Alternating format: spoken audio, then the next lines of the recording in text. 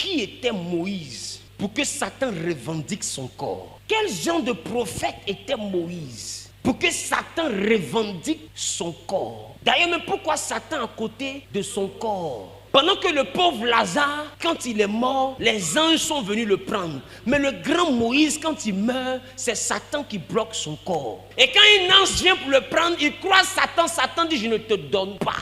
Qui était Moïse? Moïse était ce serviteur de Dieu-là, dont le ministère était basé sur le serpent. C'est pourquoi dès le début, Dieu dit à Moïse sur la montagne, qu'est-ce que tu as dans la main? Moïse dit, j'ai un bâton. Il dit, jette le bâton. Et le bâton s'est changé en serpent. Qui se rappelle? Et Dieu dit à Moïse, prends le bâton mais par la queue. Donc ça veut dire que Moïse a toujours marché avec un serpent dans la main. Le bâton de Moïse n'était plus un bâton, mais c'était le serpent. Et dès l'instant que Moïse possède le serpent, Dieu dit à Moïse, je te fais Dieu pour Pharaon. Pourquoi? Parce que Pharaon a pour Dieu le serpent ancien, qui s'appelle aussi le Léviathan, qui s'appelle encore le diable. Tu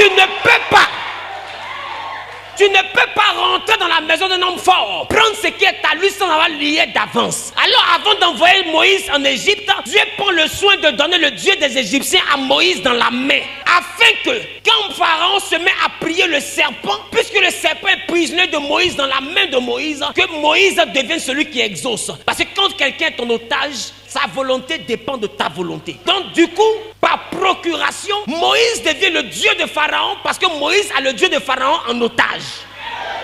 C'est pourquoi le premier miracle de Moïse était de jeter le bâton devant Pharaon, pour que Pharaon puisse reconnaître que son bâton a été pris en otage. Mais bizarrement, les magiciens de Pharaon n'ayant pas le discernement vont aussi jeter leur bâton. Et on va remarquer que le bâton de Moïse va manger les autres petits bâtons. Pourquoi? Parce que les petits bâtons sont nés de lui-même qui est le grand bâton.